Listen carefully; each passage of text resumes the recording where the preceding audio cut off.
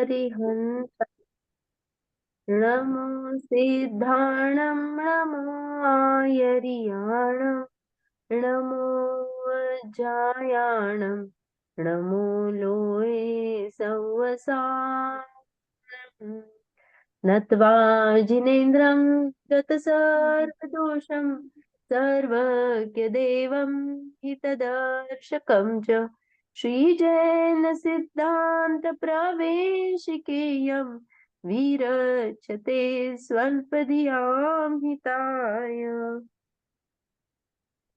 हम पंडित गोपाल दास जी बरैया कृत जैन सिद्धांत प्रवेशिका का अध्ययन कर रहे हैं।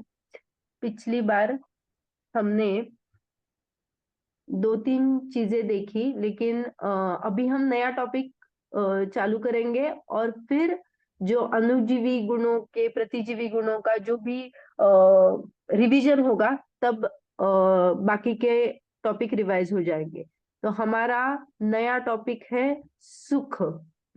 हम जो अणुजीवी गुण में चेतना करके आए हैं, उसके बाद में चारित्र किया, चारित्र में हमने कषाय और योग को देखा, और अभी हम सुख किसे कहते हैं वो देखने वाले हैं। प्रश्न 117। सुख किसे कहते हैं? देखिए, आह्लाद स्वरूप आत्मा के परिणाम विशेष को सुख कहते हैं। आह्लाद स्वरूप, आह्लाद माने क्या हुआ? आनंद का। हमें कभी कभी ऐसा फील हो जाता है ना आत्मा में, अरे बहुत अच्छा हुआ, आह्लाद स्वरूप आनंद का वेदन होता है।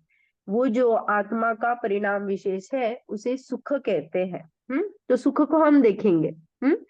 तो आह्लाद माने क्या होता है? जब भी हम किसी बहुत बड़े भार से, हम बोझे से निवृत्त हो जाते हैं, भार मुक्त हो जाता है, हल्कापन आ जाता है, निर्भर हो जाते हैं, तो जो एक आनंद का आनंद महसूस होता है वो सुख हम उसे सुख कहते हैं। हाँ, विकल्प का जब भार, अभी यहाँ पे लगाएंगे, तो जब हम विकल्प के भार से निवृत्त हो जाते हैं, विकल्प का भार ही नहीं होता है, निर्विकल्प दशा जब होती है, तो मैं सुख का वेदन करती हूँ।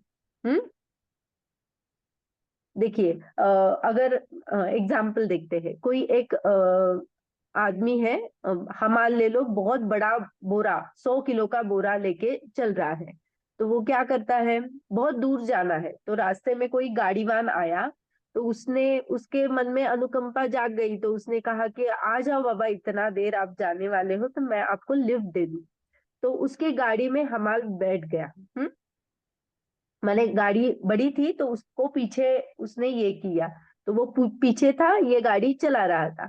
थोड़ी देर के बाद उसने पीछे देखा, तो वो जो बंदा था वो गाड़ी में तो चढ़ गया, लेकिन उसका बोरा जो था वो अपने सिर पे वैसे ही कायम। तो बोलो, वो बंदा सुख महसूस कर रहा है या नहीं कर रहा है? नहीं नहीं। तो उसने भार को तो क्या किया है, सिर पे वैसे ही रखा है। तो ये बंदा जो बोलता है, अरे तू क्या पागल है क्या, क्या कर क्या रहा है, मैंने तुझे इतनी लिफ्ट दी है, बोरा नीचे रख और आराम से बैठ, इसीलिए तो मैंने तुझे लिफ्ट दी है, तू क्या ये सिर पे वैसे ही रख के चल रहा है? तो वो जो हमाल होता है ना, वो क्या कहता है, अरे मैं अगर ये नहीं ढूंढूंगा, मेरी जो रूटीन है, मेरा जो रूटीन चल रहा है उसमें मैं डेली ये काम करता हूँ, एक दिन वो नहीं काम करूंगा तो दिमाग मेरा दुखना चालू हो जाएगा, मेरे रूटीन में यही है, मैं इससे बाहर चला जाऊंगा तो मेरा दिमाग बहुत दुखता है। तो बोलता है ये क्या बात हुई? तो अगर हम अपने जीवन में इसको लगाएंगे, तो ये जो विकल्प के भार है, जो विकल्प कौन कौन से है, एकत्व, ममत्व, कर्तृत्व, कर्तृत्व, भोक्तृत्व। ये जो हमारे विकल्प है उसका भार हमने सदा ही अपने सिर पे रखा है। उसको निकालने की कोशिश भी करते हैं ना, तो भी क्या होता है, नहीं यार, कहाँ जाऊं ये पढ़ने के लिए, फिर ये नहीं करो वो नहीं करो, अच्छा है ये सिर का भार सिर पे ही अच्छा लगता है, क्योंकि हमें वो पारमार्थिक सुख, आह्लाद रूप सुख है ना, उसका वेदन हमने कभी किया ही नहीं है, वो चखा ही नहीं है। तो मैं कितनी भी जिनवानी में कितनी भी उसकी महिमा आ जाए, फिर भी वो जब तक अनुभव में नहीं आ जाएगा तब तक उसकी महिमा नहीं आती है। फॉर एग्जाम्पल, मैंने, मान लो शुगर आपको पता ही नहीं है, शक्कर क्या होती है पता ही नहीं, पूरा ऐसे लिख दिया मैंने, ये मीठी होती है, कौन से भी दूसरे पदार्थ में डालोगे तो भी उसका स्वाद बढ़ता है, वो मीठापन जो होता है वो अलग तरीके से लगता है। तो ये कितना भी उसका डिस्क्रिप्ट करो, लेकिन आपने शक्कर कभी चखी ही नहीं है ना, तो उसकी महिमा ही नहीं आएगी।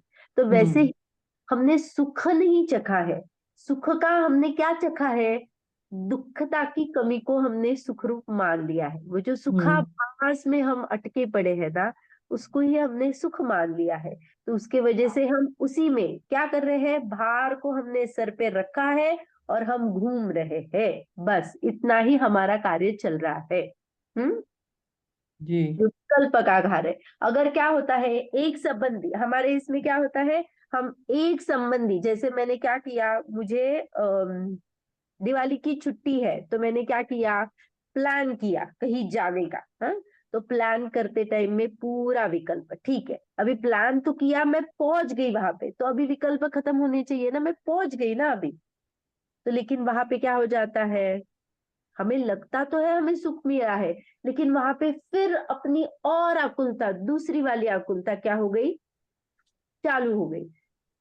हमने क्या किया, सिर का भार हमने कंधे पे ट्रांसफर किया, और फिर हमने क्या किया, दूसरी नेक्स्ट प्लानिंग में हम उलझ गए।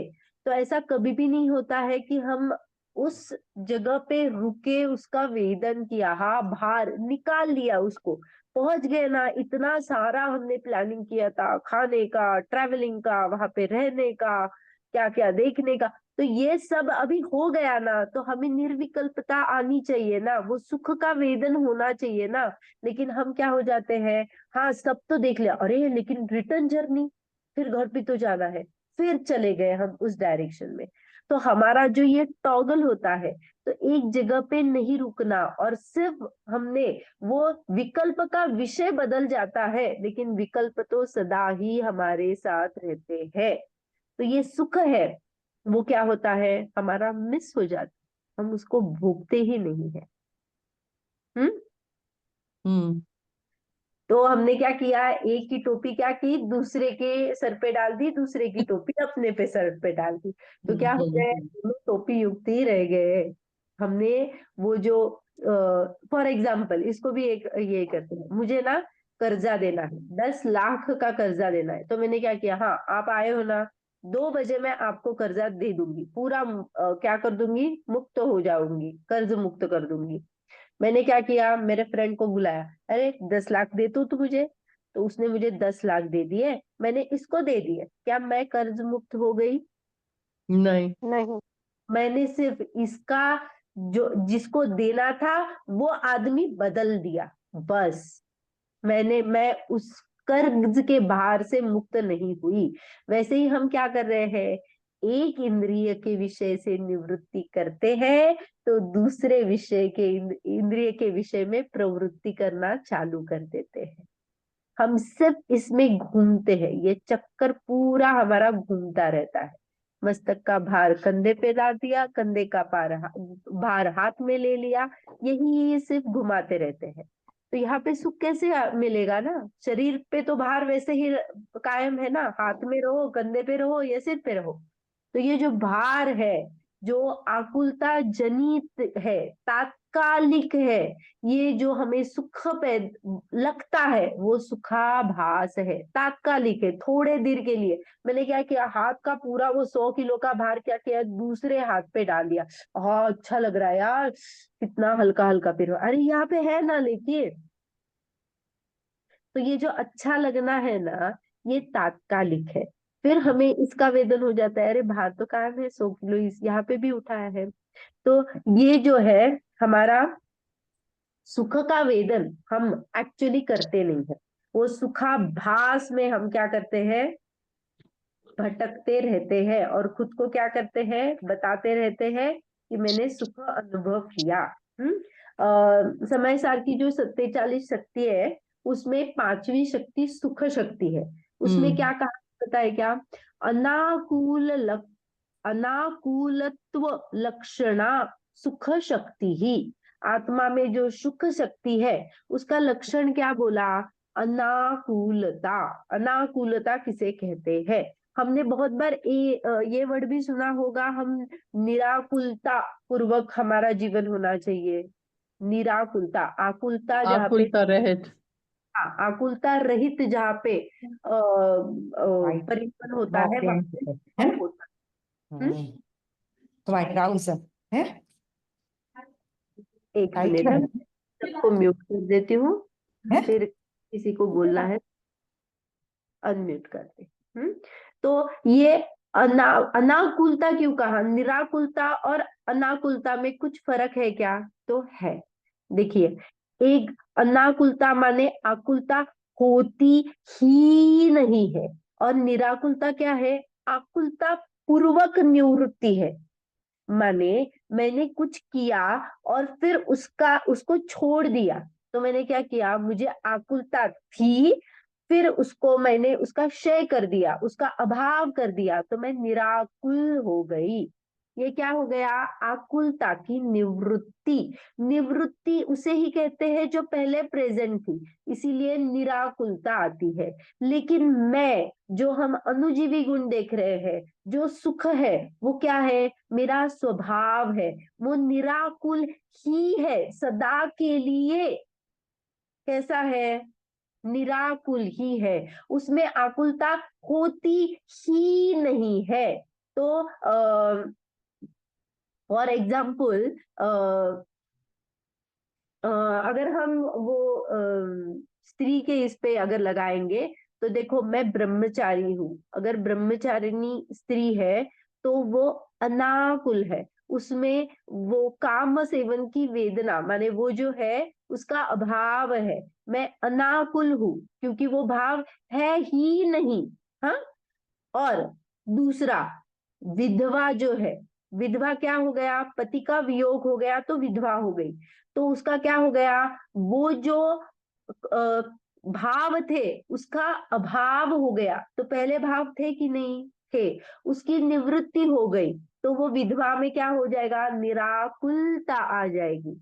तो यहाँ पे ये दो बातें समझ गई क्या, कि अनाकुल और निराकुल में क्या डिफरेंस है? एक है ही नहीं, उसमें आकुलता होती ही नहीं है, अभावात्मक कथन है।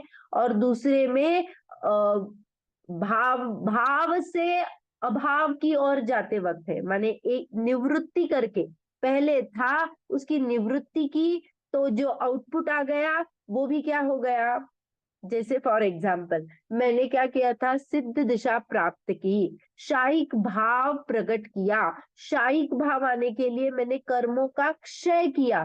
तो कर्म पहले थे और फिर उनको मैं क्या करूंगी? क्षय करूंगी, तभी मुझे शायिक भाव प्रकट आ गया। ये क्या हो गया? ये निराकुलता हुई। लेकिन मैं क्या कह रही हूं, जब अनाकुल लक्षण कहा, तो अनाकुलता में आकुलता है ही नहीं। मेरा जानने देखने का जो स्वभाव है, उसमें जानना देखना कायम है। तो ये जो जानना देखना है, उसमें में कोई कर्म की अपेक्षा है क्या?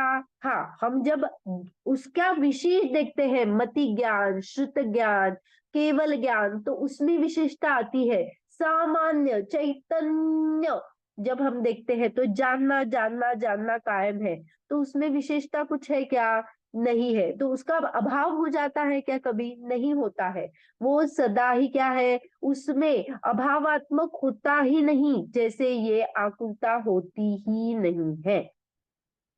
तो जो ये भावात्मक, जो हमने सुख देख रहे हैं, आह्लाद स्वरूप, तो हम में क्या है? हम में ये लक्षण क्या कहा? सुख का, सुख का लक्षण कहा अनाकुलता लक्षण है, उसे सुख शक्ति कहा।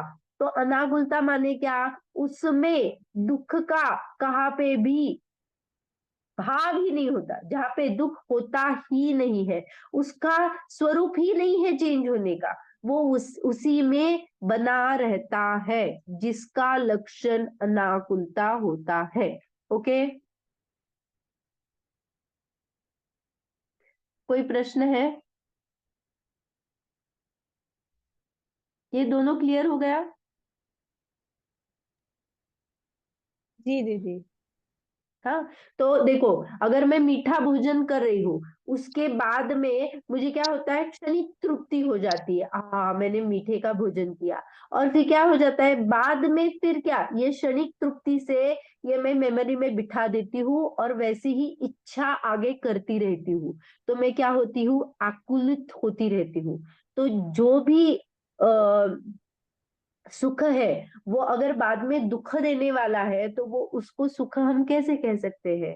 तो यहाँ पे जो आत्मिक सुख जो कहा है, वो अनाकुलता लक्षण है, जिसमें दुख होता ही नहीं है, पूर्ण सुखी अनंत सुख जिसका लक्षण है, वो पूरा सामान्य वाला लेना, विशेष वाला नहीं, हम जो पर्याय पर्याय में ढूंढना है वो नहीं, अखंड जो है वो वहां पे लेना। ओके, तो जब भी मोक्ष मार्ग की बात आती है, तो हम सुख की डेफिनेशन में क्या करते हैं, श्रद्धा प्लस चारित्र, उसमें ज्ञान को गौण कर दो, क्योंकि हमने दर्शन मोहनीय, मोहनीय से हमें क्या हो जाता है, हम मोहनीय के क्षय में अनंत सुख कहते हैं।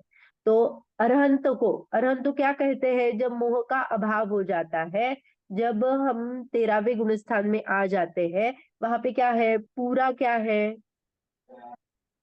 अनंत सुख प्रकट हो जाता है।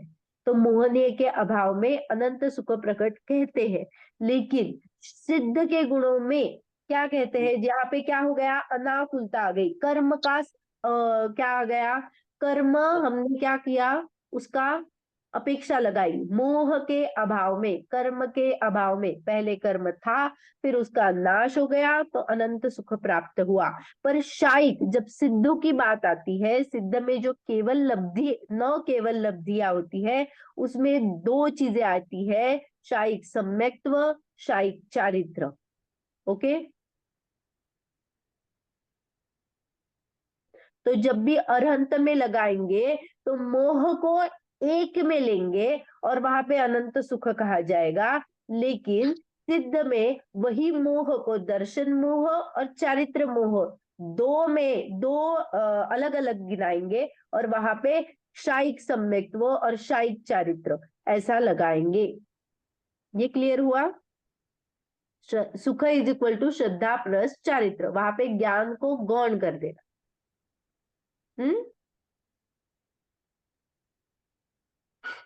स्वरूप, अगर स्वरूप की अपेक्षा कहते हैं, सुख की स्वरूप की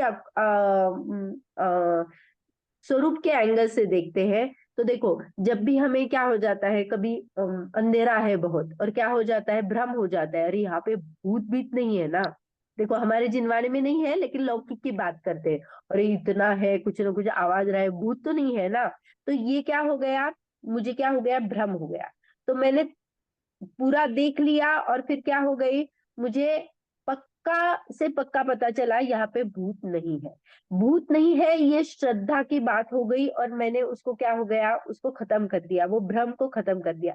लेकिन अभी भी वो दिल में जो धक धक धक धक धक धक धक धक चल रही है, वो क्या है, चारित्र की धड़कन चल रही है, चारित्र में अभी भी क्या हो रहा है, श्रद्धा से पता है भूत नहीं है, लेकिन कषाय फिर भी है ना, तो वो कषायों के कारण क्या हो रहा है, धड़ धड़ धड़ धड़ धड़ धड़ हो रही।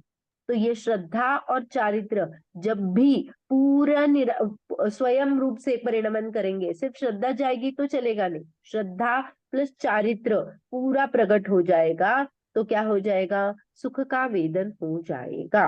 दीदी अनाकुल में आकुलता का प्रवेश ही नहीं होता है, और निराकुल पर्याय में आकुलता, माने पर्याय में आकुलता के बाद में ही निराकुलता आती है। Got it? दीदी हाँ बोले। आपने कहा ज्ञान, मैं क्लास में अभी नहीं थी इसलिए मुझे पता नहीं क्या चल रहा है, लेकिन आपने कहा ज्ञान को गौण करके श्रद्धा और चारित्र ले लिया। ये हाँ ना, सुख की बात कर रही है हम, जो सुख में तो किसे जब तक कहते ज्ञान नहीं होगा तब तक श्रद्धा भी नहीं होगी ना। नहीं, यहाँ पे देखिए, यहाँ पे ज्ञान हुआ है ऐसा मान के ही चल रहे हैं। जब श्रद्धा हुई है तो श्रद्धा के लिए बेसिक ज्ञान चाहिए होता है ना। तो मेरा ज्ञान, जब भी श्रद्धा गुण सम्यक रूप से परिणमन किया तो ज्ञान ऑटोमेटिकली हो जाता है। तो यहाँ पे सुख में ज्ञान को गौण किया, नहीं है कहा है क्या है, लेकिन वो श्रद्धा में गर्भित कर दिया। सम्यक श्रद्धा हो गई तो ज्ञान भी सम्यक हो गया, और चारित्र में स्थिरता आ गई तो सुख आ गया। Got it? ठीक। यहाँ पे नहीं है माने गौण किया है, उसको हमने गौणता से ये किया है। इसीलिए सुख में श्रद्धा और चारित्र मुख्य तौर से क्यों लिए हैं, क्योंकि वहां पे हम क्या होता है, ज्ञान तो हम वैसे भी करते ही है, सम्यक हो मिथ्या हो, लेकिन सम्यक और मिथ्या किसके परिप्रेक्ष्य में लगता है, श्रद्धा गुण से। मुझे श्रद्धा में, मेरे अभिप्राय में, मेरी प्रतीति में कैसा वेदन चल रहा है, उससे सम्यक और मिथ्या ज्ञान में लग जाता है। तो अगर वो मैंने क्या किया, प्रतीति में जान दिया ये भूत है, यहाँ पे है ही नहीं, तो क्या हो गया, मेरा भ्रम खत्म हो गया, मुझे सम्यक ज्ञान प्रकट हो गया, सम्यक श्रद्धा प्रकट हो गई। तो यहाँ पे ज्ञान गौण किया क्योंकि श्रद्धा में ज्ञान गर्भित कर लिया। और चारित्र में जो धड़ हो रही है, वो जब रुकेगी तो क्या हो जाएगा, सुख प्राप्त हो जाएगा। क्लियर हुआ आपका प्रश्न? हाँ। हाँ, तो देखिए मैंने दो बात कही थी अभी। अनाकुल स्वरूप में आकुलता का प्रवेश ही नहीं होता है, और निराकुल पर्याय में आकुलता के बाद निराकुल पर्याय आती है। पर जो स्वरूप है, स्वरूप स्वयं सिद्ध होता है, स्वरूप के लिए ना कोई तर्क वितर्क नहीं होता है। हम बहुत बार ऐसे लौकिक में भी कहते हैं, अरे उसका स्वभाव ही वैसा है, वो बदलने वाला नहीं।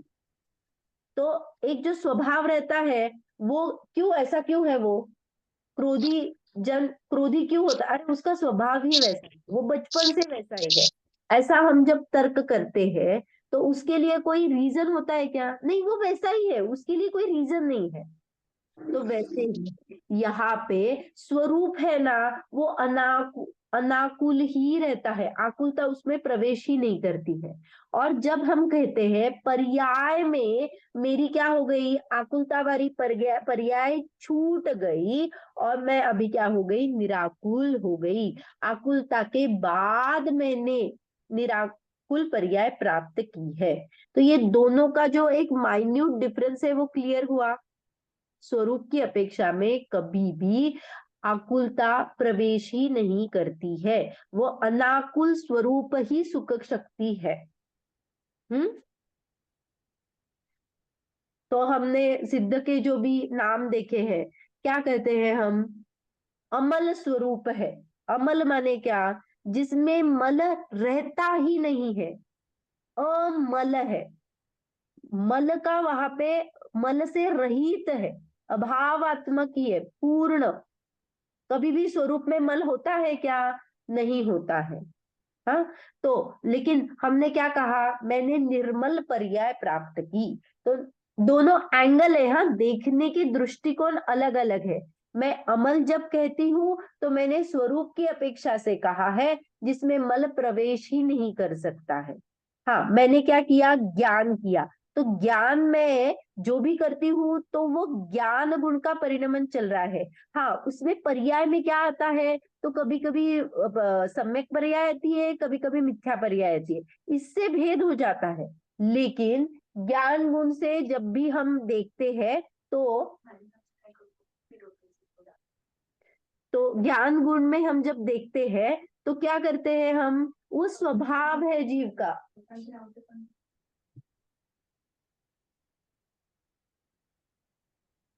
सॉरी, हाँ, तो जो ज्ञान गुण का जो क्या है, स्वाभाविक परिणमन, ज्ञान जानने का कर रहा है, सामने जो झलक रहा है ना, उसके ऊपर हम भेद करते हैं। तो जब भी स्वभाव की अपेक्षा देखेंगे तो वो क्या है, अमल है, अनाकुल है। ओके, ये निश्चय का कथन है, ये ऐसा लगाना। और जब भी हम निर्मल कहते हैं, निराकुल कहते हैं, तो ये पर्याय की तरफ से कथन कर रहे हैं। पहले था, फिर उसका अभाव कर दिया। पर्याय में पहले मति ज्ञान था, फिर ज्ञानावरण कर्म का क्षय किया, तो केवल ज्ञान प्रकट हुआ। ये पर्याय का कथन है। दोनों इसमें ज्ञान गुण है। तो ज्ञान सिर्फ जानने का काम करता है। ऊपर के एंगल से देखेंगे तो वो कभी भी सम्यक और मिथ्या होता ही नहीं। ज्ञान स्वरूप, ज्ञान चैतन्यवान होता है। मैंने कुछ भी मान लिया, मैंने मान लिया ये इरेजर मेरा है, मानने से क्या होता है? मैं कितना भी मानूंगी तो ये मेरा हो जाएगा, मुझरूप परिणमन हो जाएगा क्या इसका? नहीं होगा। ये थोड़ा सा क्लियर हुआ कि ये दोनों एंगल मैंने क्यों बताया है? जी दीदी। हाँ। तो अगर हम चार्ट बनाना चाहते हैं तो सुख में सुख शक्ति पहले आएगी, फिर सुख के दो पार्ट बनेंगे, एक में सुख, एक में दुख। सुख है जो अतीन्द्रिय स्वभाव वाला सुख है, और दुख के दो फिर से पार्ट बनेंगे, एक तो सुख और दुख। दुख तो दुख रूप ही है जो हमें पसंद नहीं है, और जो सुख है वो सुखाभास है, दुखता की कमी है। ये सुख का चार्ट बने क्लियर हुआ क्या? मैंने क्या किया? सुख लिया। एक मिनट।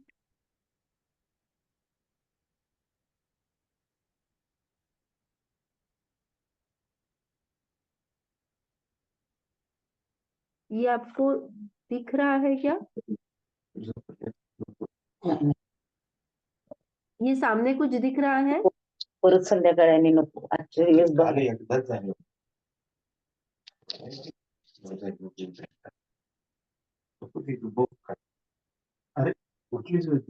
आपको सामने दिख रहा है? नहीं दिख रहा है, नहीं कुछ दिखता. ओके, कुछ भी शेयर नहीं हो रहा है? हम्म,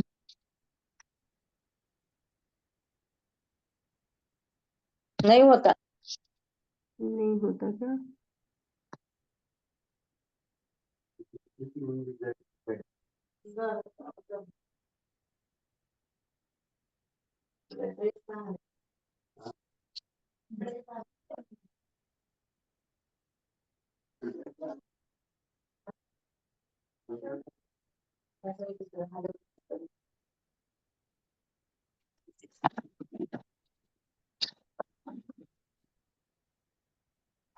एक सेकंड ना।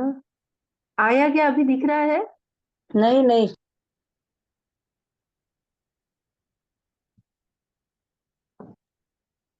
व्हाइट बोर्ड दिखता है, व्हाइट बोर्ड दिखता है ना? व्हाइट व्हाइट दिखता है सब.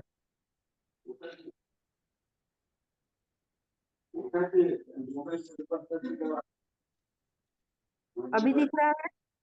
नहीं. लिखा है फॉलोइंग सुचिता शाह पुणे स्टॉप। जाने दो। मैंने एक्चुअली एक व्हाइट स्क्रीन शेयर की थी ताकि मैं आपको यहाँ पे बता दूं। नहीं दिख रहा है ना? हाँ सूक्ष्म ऐसा दिखता. हाँ अभी दिख रहा है, अभी आप हाँ। दिख रहे हैं. हाँ, नहीं छोड़ दो वो। मैं व्हाइट बोर्ड लाने का कोशिश कर रही थी ताकि आपको मैं चार्ट के द्वारा बता दूं, लेकिन ठीक है। नहीं, व्हाइट बोर्ड तो दिख रहा था दीदी, दिख रहा था क्या? हम्म. व्हाइट बोर्ड तो दिख रहा था, बाकी कुछ लिखा हुआ नहीं दिख रहा था।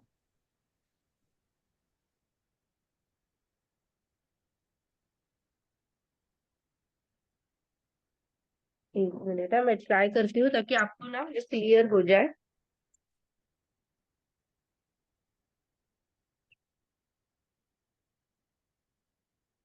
ये दिख रहा है अभी? मैंने सुख लिखा है। हाँ हाँ दिख रहा है, दिख रहा है. हाँ सुख सुख दिख रहा है. हाँ। तो ये देखिए, ये सुख है। मैंने उसके क्या किए? दोन पार्ट किए। हम्म. हाँ। तो हम्म. उसमें क्या किया?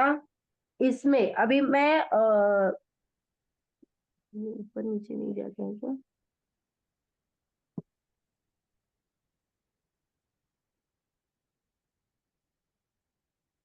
हाँ, तो मैंने क्या किया, यहाँ पे सुख लिखा, तो इसका एक बेच सुख आ जाएगा और एक क्या आ जाएगा, दुख आ जाएगा। तो डी माने दुख ले लेना, एस माने सुख हाँ ले लेना। हाँ तो ये हाँ जो दुख है ना, इसके भी दो पार्ट आ जाते हैं, एक सुख है एक दुख है। तो ये दुख का दुख जो पार्ट है ना, वो तो हमें पता है कि सर्वथा है ही है, जो हमें तकलीफ देता है। लेकिन जो एक्चुअली में हमें इंद्रिय विषयों में जो सुख लगता है, वो एक्चुअली दुख ही है, ये यहाँ पे प्रूव करना चाहते हैं। क्योंकि उसके बाद में जब भी हम, फॉर एग्जाम्पल, जो बहुत बार जिनवाणी में आता है, अगर मैं गुलाब जाम खाती हूँ और उससे अगर मुझे सुख महसूस होता है, तो मुझे क्या होना चाहिए, मैं हर बार जब भी गुलाब जामुन खाऊं तो होना चाहिए, सुख ही एक्सपीरियंस होना चाहिए। लेकिन क्या होता है, आप 10 खा लो 15 खा लो, उसके बाद क्या हो जाता है, बस अभी सुख का अनुभव हो रहा है क्या उसी गुलाब जामुन से, नहीं हो रहा है। तो ये हमें क्या करता है, हमें भ्रमित करता है। ये जो दुख है एक्चुअली, लेकिन हमें सुखरूप लगता है, तो ये सुखाभास है।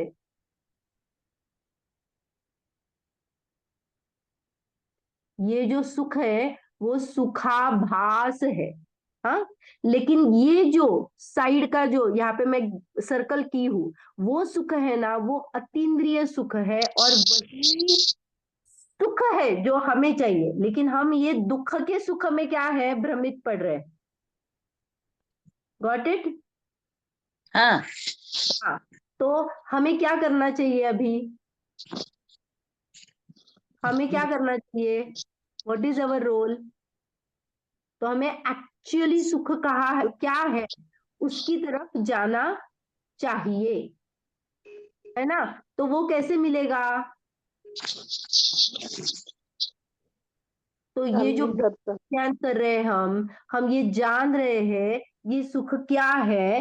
तो यही क्या है, उसकी पहली स्टेट है, जो आकुलता जिसमें प्रवेश ही नहीं करती है, वैसा वाला सुख क्या है, मेरा गुण है, मुझ में ऐसी सुखरूप शक्ति है जो क्या करता है, जिसमें आकुलता होती ही नहीं है, ऐसी शक्ति मुझ में है। ये मैं जानूंगी तो भाई ये इंद्रिय में मैं ढूंढने जाऊंगी क्या सुख? तो जब भी ये बाह्य इंद्रियों में, मैं बाह्य विषयों में, बाह्य औरों में, संयोगों में, पर पदार्थों में जो सुख बुद्धि होती है, वो क्या हो जाएगी, मेरी खत्म हो जाएगी। ओके, ये क्लियर हुआ आप सभी को, सुख क्या है? तो अल्लाद, इसीलिए यहाँ पे क्या किया, दुख की कमी नहीं लिखा, यहाँ पे डेफिनेशन में क्या किया था, अल्लाद रूप आत्मा के परिणमन विशेष को सुख कहते हैं। जो आनंद है, अल्लाद इज इक्वल टू आनंद। तो आनंद का जब भी वेदन होता है, जहाँ पे सुख दुख विभाव परिणमन होता ही नहीं है, तो यहाँ पे सुख दुख लिखा ही नहीं, अल्लाद माने क्या लिखा, आनंद लिखा। आनंद माने परमार्थ सुख। जो अनुकूलता है, प्रतिकूलता है, जो विभाव परिणमन हो रहा है, उसका क्या किया मैंने, उसको छोड़ दिया, उसकी तरफ से दृष्टि हटाई, और मेरे आनंद रूप आह्लाद रूप का वेदन किया। तो हम पर्यायों में क्या कर रहे हैं, पर्यायों में हमारी दृष्टि चल रही है। हम जब पूरे अखंड आत्मा के गुण धीरे धीरे देख रहे हैं, अनुजीवी गुण देख रहे हैं, जिससे क्या हो रहा है, हाँ मैं ये ज्ञान वाला, हाँ मैं यह सुख वाला। तो सुख में क्या है, कभी सुख होता ही नहीं, ऐसा होता ही नहीं है। तो वो सुख शक्ति क्या है, कौन उसमें क्या है, लेकिन मैं क्या हो रही हूँ, मैं उससे डाइवर्ट हो रही हूँ। तो वो डाइवर्जन हटा दूंगी तो क्या हो जाएगा, सुख का वेदन हो जाएगा। अभी दूसरा नेक्स्ट क्वेश्चन, वीर्य किसे कहते हैं? आत्मा की शक्ति या बल को वीर्य कहते हैं। यहाँ पे एक फुटनोट है, वो भी पढ़ लेते हैं। वीर्य गुण की पर्याय को वीर्य या पुरुषार्थ कहते हैं। ओके, तो यहाँ पे क्या कहा, शक्ति। कोई भी कार्य करने के लिए जीव को क्या चाहिए, शक्ति चाहिए। तो ये शक्ति कौन प्रदान करता है, वीर्य गुण प्रदान करता है। वीर्य किसे कहते हैं, देखो मुझे अनंत सुख प्राप्त करना है, तो अनंत सुख पचाने के लिए मैं बहुत गरिष्ठ भोजन खा रही हूँ, तो वो गरिष्ठ भोजन खाने के लिए उतनी शक्ति पेट में होनी चाहिए कि उसका पाचन कर सकूं। तो वैसे ही ये अनंत सुख मुझे प्रकट करना है, केवल ज्ञान प्रकट करना है, तो वो जानने की जो माने उसके लिए जो शक्ति चाहिए, वो शक्ति तो मुझ में होनी चाहिए ना। तो ये वीर्य गुण प्रदान करता है। तो वीर्य गुण किसे कहते हैं, शक्ति को। शक्ति माने कोई भी गुण रो, उसकी शक्ति कौन देता है, तो वीर्य गुण देता है। फॉर एग्जाम्पल इसको कैसे समझेंगे,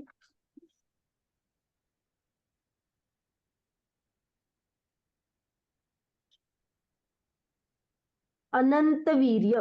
अनंत वीर्य, वीर्य क्या है, वीर्य एक्चुअली ना एक धातु माने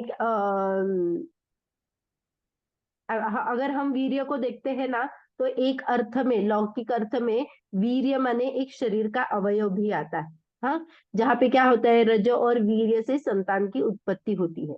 लेकिन वहां पे भी क्या हम लेते हैं, वो वीर्य माने ताकत ही लेते हैं। उसमें वैसी सामर्थ्य है जो वो रज और वीर्य मिलके उत्पत्ति होती है। लेकिन वहां पे जो वो वीर्य का जो अर्थ है, वो लौकिक अर्थ माने हम जो लेते हैं, वो यहाँ पे नहीं है। यहाँ पे वीर्य माने ताकत, शक्ति, बल। सामान्य गुण भी द्रव्य में, जो सामान्य गुण सभी द्रव्य में पाए जाते हैं ना, वो सामर्थ्य, जो सभी गुण द्रव्य में पाए जाने का सामर्थ्य क्या है, तो ये वीर्य गुण प्रदान करता है कि ये अस्तित्व, वस्तुत्व आदि गुण भी क्या है, उसमें रहे। ये सामर्थ्य किसके वजह से प्राप्त होता है, क्योंकि ये वीर्य गुण का कार्य है। और सभी द्रव्यों में वीर्य गुण मौजूद होता है, क्योंकि वही शक्ति प्रदान करता है। तो आत्मा की ओर से अगर हम परिभाषा करें, तो हमें जो प्रयोजनभूत कार्य है, उसमें क्या करता है, वीर्य कार्य करता है। हाँ, आत्मा के प्रयोजनभूत में हम ऐसा भी लगाएंगे कि जैसे जैसे देखो, एक दरिद्री बंदा है, दरिद्री ये है, बिल्कुल पैसे नहीं है, बहुत तकलीफ से गुजर रहा है, और उसको लॉटरी लग गई, तो क्या हो जाता है, खुश, इधर तो क्या हो जाता, पागल हो जाता है, या फिर उसको हार्ट अटैक आ जाता है। उसको वो पचाने की क्या है, सामर्थ्य ही नहीं होती। शक्ति नहीं है। उसके पास इतने पैसे आ गए, उसके पास उतना विवेक ही नहीं है कि वो उसका सदुपयोग कर सके। तो ये करने के लिए, ये हमें जो प्रयोजनभूत चाहिए, अपने गुणों का सम्यक परिणमन जो हो रहा है, उसके लिए ताकत भी उतनी ही जरूरत होती है। तो ये वीर्य गुण वो ताकत प्रदान करता है। तो जो अनंत सुख के लिए अनंत वीर्य चाहिए ही चाहिए। ये पूरा लोकाकाश झलक रहा है, तो उतना झलकने की सामर्थ्य तो होनी चाहिए, नहीं तो हम पगला जाएंगे। और ये भी देख रहा है, वो भी देख रहा है, ये भी देख रहा है, यहाँ पे ये कर रहा है, वहां पे वो कर रहा है, इतना क्लस्टर हो जाएगा कि हम सच्ची में पागल हो जाएंगे। तो इसीलिए ये वीर्य वो उस शक्ति को प्रदान करता है, जिससे मुझे सामर्थ्य आती है, जिसमें मुझे वो शक्ति प्रदान हो जाती है कि मैं वो सुख को पचा सकूं, पाचन शक्ति मिल जाती है। ओके। तो वीर्य गुण का परिणमन क्या कहा था नीचे, वीर्य गुण का परिणमन माने पुरुषार्थ है। तो हर समय में जो भी मेरा परिणमन हो रहा है, वही मेरा पुरुषार्थ है। मैं उसको जानू, मैं उसको जानू, मैं उसको जानू। जानने का काम ज्ञान करता है, वीर्य गुण का कार्य क्या करता है, पुरुषार्थ करता है, परिणमन का कार्य पुरुषार्थ करता है। तो हर समय जो वीर्य गुण का परिणमन होता है, उसे ही पुरुषार्थ कहते हैं। तो ये क्या है, ये समय सार में जो 47 47 शक्ति बोलते हैं, उसमें हमने 5वीं शक्ति क्या कही थी, सुख शक्ति कही थी। अभी छठवीं शक्ति है वीर्य शक्ति। वीर्य शक्ति का डेफिनेशन कैसा आया है? स्वरूप निर्वर्तना सामर्थ्य रूपा वीर्य शक्ति ही। मैंने यहाँ पे क्या कहा है? आत्म स्वरूप की रचना के सामर्थ्य रूप जो शक्ति होती है उसे वीर्य शक्ति कहते हैं। ओके, जैसे आत्मा बलवान है, शक्तिवान है, ऐसा जब हम कहते हैं तो यहाँ पे वीर्य गुण को मुख्य करके कथन कहा है। हाँ, तो आत्मा में ज्ञान वीर्य है, श्रद्धा वीर्य है, आनंद वीर्य है।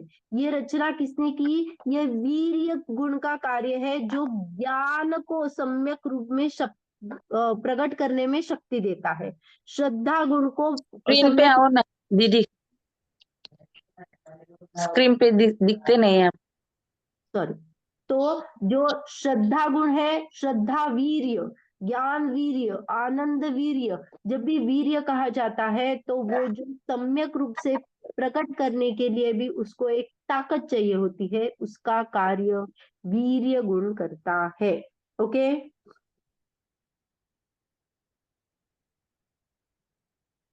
ये क्लियर है? आत्मबल ऐसा भी आप ले लो।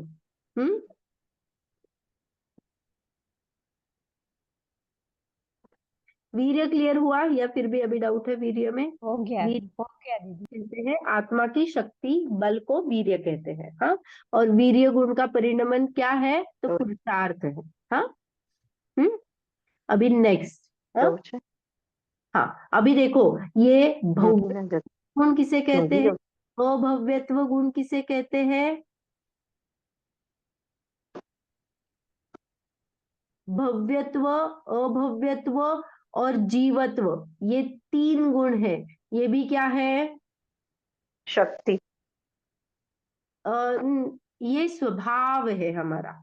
एक्चुअली ये जो हम अनुजीवी गुणों की बात कर रहे हैं उसमें भव्यत्व, अभव्यत्व और जीवत्व गुण, ये जो है वो एक्चुअली हमारे पारिणामिक भाव के भेद है। हाँ? तत्वार्थ सूत्र, दूसरा अध्याय, 7वां सूत्र, तो उसमें क्या कहा है? दूसरे अध्याय का 7वां सूत्र है, उसमें उन्होंने यही बात की है पारिणामिक भाव की। यहाँ पे ना पहले के अध्याय में बाकी के औदैहिक शैक्षणिक भाव की चर्चा ही है, लेकिन यहाँ पे 7वें सूत्र में जीव भव्या भव्यत्वानी च, ये कहकर जीव में जो पारिणामिक भाव है, स्वयं सिद्ध जो भाव है, स्वभाव है, उसका कथन कर रहे हैं। तो पारिणामिक भाव के 3 भेद किए, जीवत्व, भव्यत्व और अभव्यत्व, ये 3 गुण यहाँ पे कहे गए हैं। 19, 20 और 21। भव्यत्व गुण किसे कहते हैं, अभव्यत्व गुण किसे कहते हैं और जीवत्व गुण किसे कहते हैं? तो ये 3 गुण यहाँ पे कहे गए हैं। तो देखो, परिणाम से पारिणामिक हुआ। हाँ, तो जब भी कोई भी माने मेरा जो परिणाम है, तो मैं क्या हो गई? पारिणामिक। परिणाम जिसे होता है वह पारिणामिक होता है। तो जो स्वभाव होता है उसका कोई तर्क नहीं होता है। जैसे अभी हमने कहा वो क्रोधी है ना, उसका स्वभाव ये छोड़ दे, तो इसको यहाँ पे स्वभाव को अतर्क गोचर कहा। डोंट आस्क व्हाई, स्वभाव है तो वैसा ही है। हाँ, लेकिन ऐसा मत समझना कि वो त्रिकाल है। हाँ, स्वभाव है तो स्वभाव है, लेकिन त्रिकाल ही होगा ऐसा मत समझना। ये क्लियर है? भव्यत्व गुण किसे कहते हैं? जिस शक्ति के कारण आत्मा में सम्यक दर्शन, ज्ञान, चारित्र प्रकट होने की योग्यता रहती है, उसे भव्यत्व गुण कहते हैं। तो भव्यत्व क्यों कहा?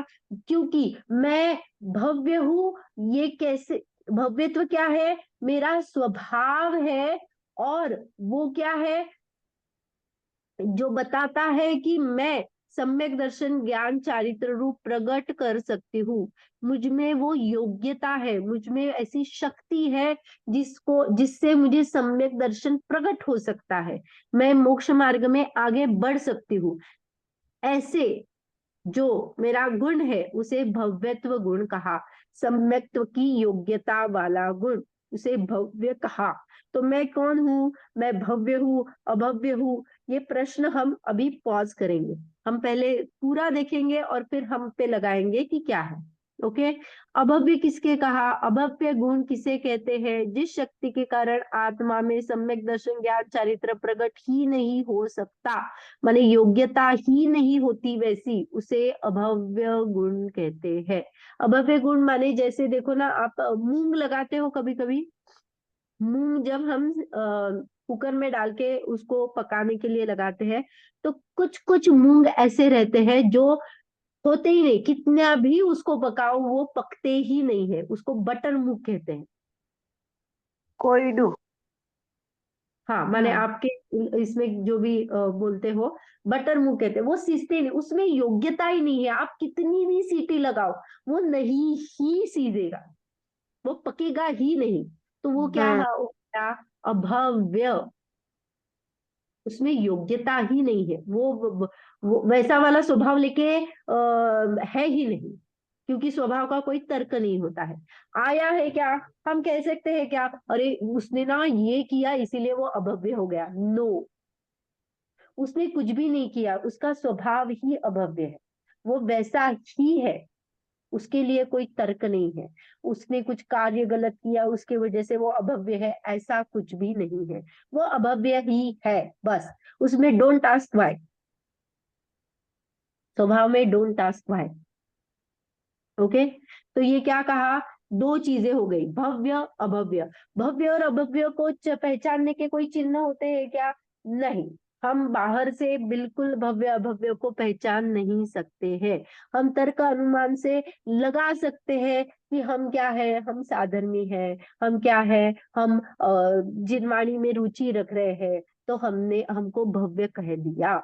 तो ये बाहर से चिन्ह हम लगा सकते हैं, लेकिन हमें एक्चुअली में भव्य अभव्य ऐसे पता नहीं चलता है। कोई भी चिन्ह ऐसा नहीं बताता है कि ये भव्य ही है, ये अभव्य ही है, ऐसा नहीं होता है। क्योंकि अभव्य को पता है क्या? अभव्य को 11 अंग 9 पूर्व इतना ज्ञान हो सकता है, बहुत उसको ज्ञान का सूक्ष्म इतना खुल सकता है, लेकिन फिर भी वो अभव्य है। तो ज्ञान गुण से तो भव्य अभव्य नहीं लगा सकते हैं, इतना बड़ा ज्ञान होने पर भी वो क्या है? अभव्य हो सकता है। ओके। देखो, मोक्ष मार्ग प्रकाशक में रहस्य पूर्ण चिट्ठी जो है उसमें एक ये आया है, मैं आपको पढ़ के बताती हूँ। ये अभी तक ये क्लियर हुआ क्या, जो मैंने अभी बताया आपको?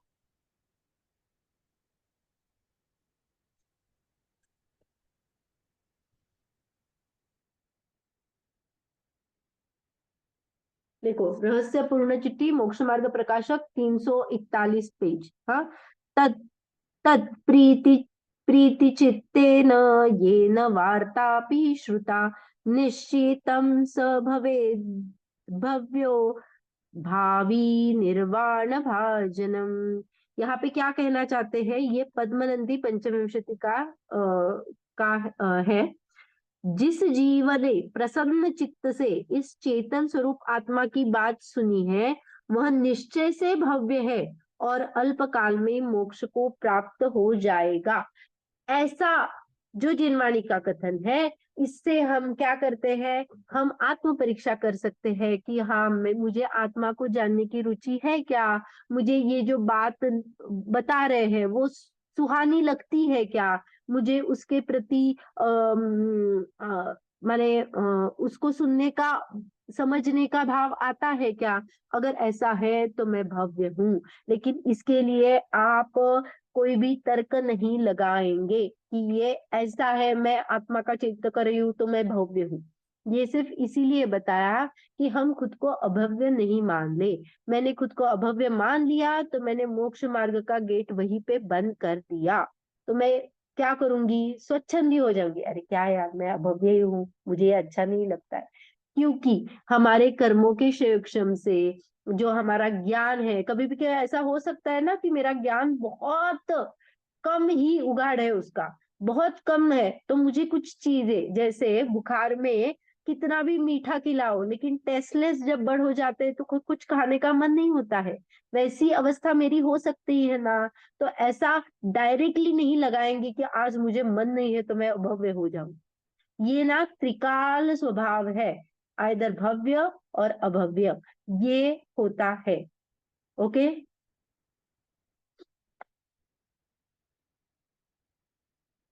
तो जो अभव्य है ना, उसको उस कैटेगरी के भाव आते ही नहीं है, वो योग्यता ही नहीं होती है, उसमें उसका कुछ दोष नहीं है, लेकिन वैसा ही है। ओके। और फिर ये भव्यत्व और अभव्यत्व, ये तो स्वभाव बोले, तो ये क्या होना चाहिए, कायम होना चाहिए, त्रिकाली होना चाहिए। सिद्ध भव्य भी नहीं होते, अभव्य भी नहीं होते। अरे क्या बात कर रहे हो, सिद्ध भव्य नहीं होते? तो देखो, अगर मैंने बीज का परिपक्व पेड़ दिखाया, तो पेड़ देख के मैंने पूछा इसमें बीज है कि नहीं है, तो आप क्या कहोगे? मैंने एक पेड़ आपके सामने रखा और मैंने कहा इसमें बीज है या नहीं है, तो आप क्या कहोगे? बीज तो फल में होता है ना। नहीं नहीं, वो पेड़ देख के मैंने कहा ये इसमें, मैंने ये बीज है, तो मैंने क्या कहा? मैंने नहीं एक्चुअली, है। हाँ, आपने नहीं है किस अपेक्षा से कहा? क्योंकि उस बीज का ही पेड़ रूप परिणमन हो चुका है। वो बीज रूप था, अभी पेड़ रूप क्या हो गया है? टर्न परिणमन हो गए। परिणमन। आ गया है ना। तो जब भी ये भव्यत्व की बात होती है तो सिद्ध दशा भव्यत्व का फल है, वहां पे वो भव्यत्व क्यों रहेगा? वो उसका फलदायी हो गया ना, बीज का आउटपुट पेड़ में आ गया, तो वहां पे बीज रहती है क्या? नहीं रहती है, वहां पे बीज वैसा नहीं है कुछ भी। वो क्या हो गया? टर्न हो गया, पेड़ रूप हो गया है। वैसे भव्यत्व गुण का परिणमन सिद्ध अवस्था में फलदायी रूप से हो गया है, तो वहां पे गुण रूप माने भव्यत्व रहेगा क्या? नहीं रहेगा, नहीं उसका रही। हो गया है ना। Got it? उसका आउटपुट मिल गया है ना उसको। ये क्लियर हुआ? हाँ। हाँ। तो भव्य को क्या, भव्य को शाब्दिक अर्थ में देखते हैं तो भव्य माने होने लायक। तो मेरे होने लायक सिद्धावस्था प्रकट हो गई, तो मुझे भव्यत्व गुण क्यों चाहिए अभी? होने लायक तो सब कार्य हो चुका है, तो वहां पे भव्यत्व, तो सिद्ध में भव्यत्व अभव्यत्व गुण नहीं होते हैं। तो वहां पे क्या होता है? जीवत्व गुण। तो ये जो भव्यत्व अभव्यत्व पारिणामिक भाव है, वो पारिणामिक भाव स्वभाव है, लेकिन त्रिकाली नहीं है। जीवत्व जो है वो त्रिकाली भाव है, जो जीव के साथ पहले था, अभी भी है और बाद में भी रहेगा। हम्म। तो ये भव्यत्व अभव्यत्व को हम और थोड़ा सा देखेंगे कि भव्य के 3 प्रकार होते हैं, निकट, दूर, दूरानुदूर भव्य। और अभव्य जो होता है उसको भी एग्जाम्पल से देखेंगे कि कैसे लगाएंगे उसको। हाँ। और मैं सिर्फ ये 4 बातें बताती हूँ। देखो, जो गुण होता है, हम कभी भी कभी कंफ्यूज हो जाते हैं स्वभाव में, गुण में, धर्म में। तो देखो, गुण जो होता है वो परिणमन होता है उसका, सम्यक हो या मिथ्या हो। गुण का परिणमन सम्यक या मिथ्या रूप होता है। धर्म कभी भी कहाँ लगाते हैं? युगल जोड़े में, जो अपोजिट वाले होते हैं, नित्य अनित्य, एक अनेक, जहां पे ये जो है वो धर्म रूप कहे जाते हैं। शक्ति होती है वो हो या नहीं हो, ऐसा भी होती है, त्रिकाल अपेक्षा से नहीं कही जाती है। और जो स्वभाव होता है वो पर्याय में विशेषता लाता है। जो स्वभाव है, जैसे भव्यत्व है, वो क्या करता है? श्रद्धा, ज्ञान, चारित्र, इन गुणों में क्या लाता है? विशेषता लाता है। विशेषता लाता है माने क्या करता है? उसका, उसमें और कुछ ना कुछ विशेष एक्सप्लेनेशन देता है। तभी हमने उसकी डेफिनेशन भी ऐसी ही की है ना भव्यत्व की, जो सम्यक दर्शन, ज्ञान, चारित्र प्रकट करने की योग्यता रखता है। तो श्रद्धा, ज्ञान और चारित्र गुण जो है उसका सम्यक परिणमन हुआ, वो गुणों का परिणमन हुआ। और ये जो गुणों का परिणमन में जो विशेषता आई, सम्यक रूप जो हुआ, वो क्या हो गया, मेरा पर्याय में जो थी उसमें विशेषता लाई, सम्यक रूप पर्याय में विशेषता लाई, वो मेरा स्वभाव हो गया। तो ये जीवत्व क्या है, हम डेफिनेशन पढ़ लेते हैं और उसका डिटेल हम नेक्स्ट कक्षा में करेंगे। जिस शक्ति के कारण आत्मा प्राण धारण करता है उसे जीवत्व गुण कहते हैं।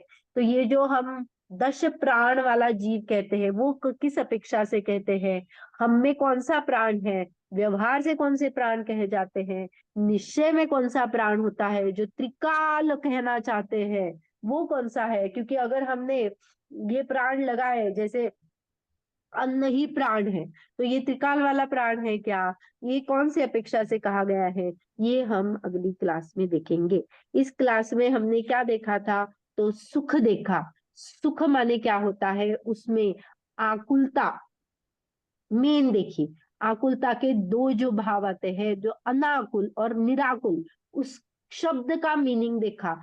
एक में प्रवेश है ही नहीं, आकुलता जिसमें होती ही नहीं है, वैसा वाला सुख का वर्णन देखा। और निराकुल पर्याय की तरफ से देखा, जिसमें पहले दुख जनित पर्याय थी और फिर हमने उसका अभाव कर दिया और सुख को प्राप्त किया, तो निराकुलता ही सुख है, ये पर्याय तरफ से हमने कथन किया हुआ है।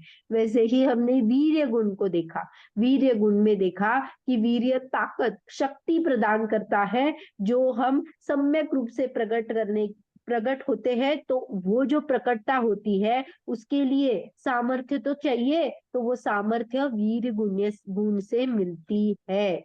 ओके। और फिर हम ये भव्यत्व, अभव्यत्व और जीवत्व जो कि पारिणामिक भाव है, वो देख रहे हैं। उसमें भव्यत्व और अभव्यत्व, उसमें हमने देखा सम्यक दर्शन माने सम्यक्त्व प्रकट करने की योग्यता जिसमें होती है वो भव्यत्व गुण है, और सम्यक्त्व प्रकट करने की योग्यता नहीं होती है, वो अभव्यत्व गुण है। ओके।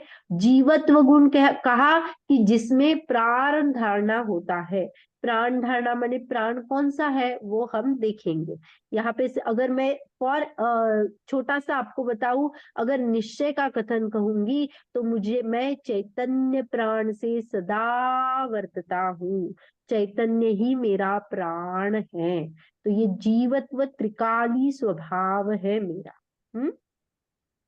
ओके। अभी तक जो भी हमने किया उसमें किसी को कुछ भी प्रश्न है?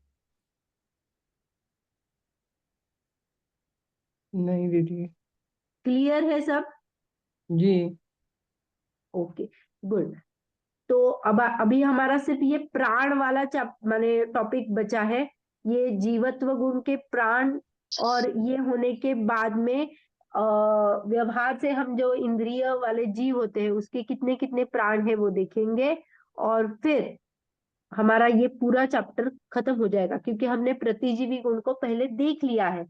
तो ये हम पूरा करेंगे और फिर एक बार अनुजीवी प्रतिजीवी गुणों को अच्छी तरह से फिर रिवाइज करेंगे। ओके। तो एक सेशन हमारा रिवीजन में चला जाएगा, तब हम इनको भी पढ़ेंगे। ये जो यहाँ पे आए हैं 131 से 134, तो उसको हम तभी पढ़ेंगे, क्योंकि वो हमने पहले ही सूक्ष्मत्व गुण का क्या था, तो उसमें नाम कर्म का क्या किया था, अभाव किया था, इतना ही आया है। तो हम इसका विशेष देखेंगे तब ये पढ़ के। मैंने आपको ये जो क्या किया था, इंद्रिय कहे थे। वो थोड़ा बता। हाँ, तो हमने जो उपयोग लगाया था तब हमने क्या किया था, इंद्रिय देखा था, इंद्रिय याद है? एक मिनट, मैं एक फाइल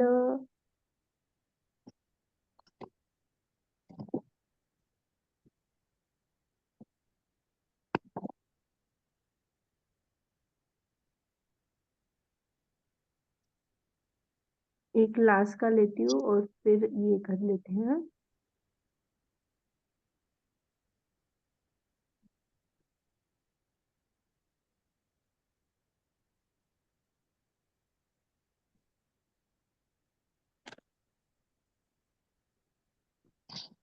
अम,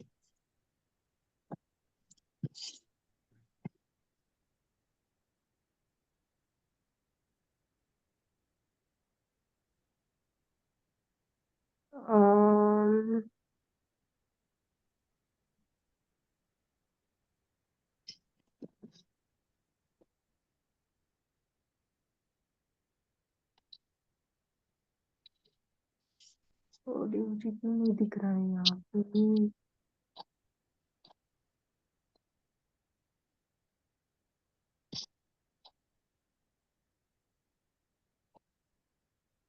एक उपयोग करके पीडीएफ।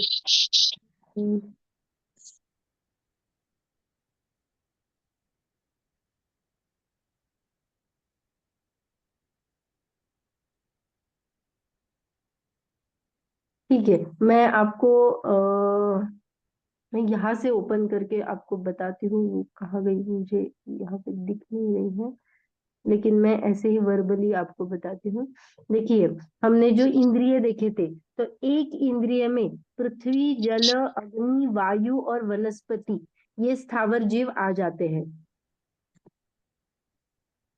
ये आपको पता है? हम्म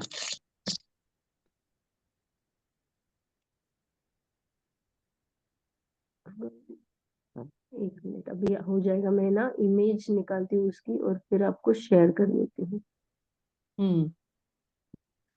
तो वो तो आ ही जाएगी। यहाँ पे देखिए, अभी दिख रहा है ना? जी। हाँ दो जी जो स्पर्श और रसना ये इंद्रिय है, उसमें लट लट हमने देखा था। तो लट क्या है? यह कीट, जब जो मूंगफली, बाजरा, ज्वार आदि सभी धान्यों में, फसलों में जो एक कीड़ लग जाती है जिससे नुकसान होता है ना, वो लट है।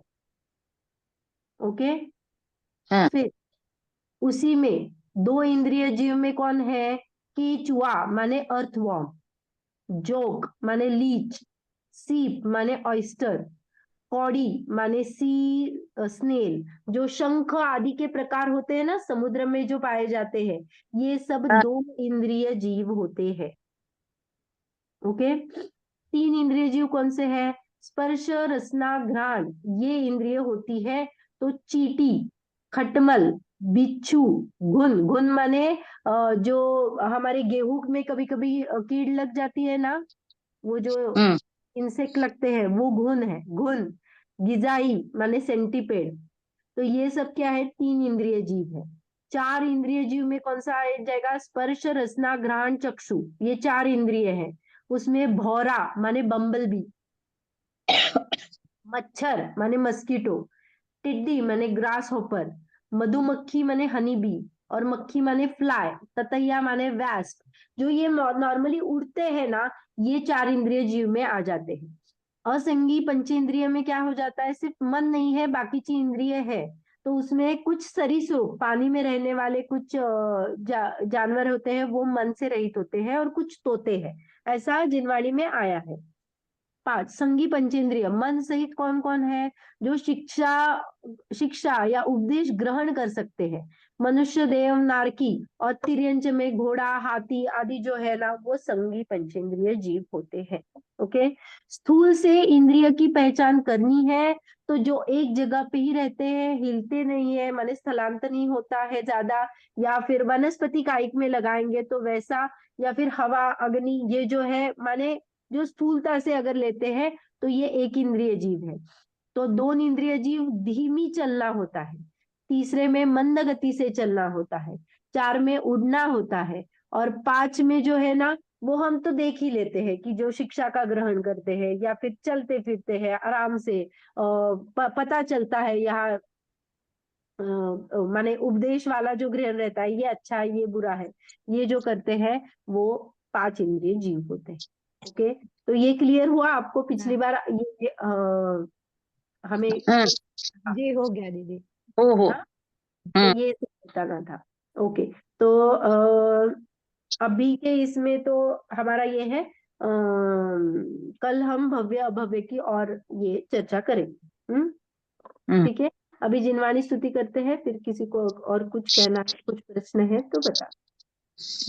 निज निधि निज में बताए, यह अनंत उपकार है। इसके लिए जिनवाई माँ को वंदना शत बार है, वंदना शत बार है। काय सर्ग करेंगे।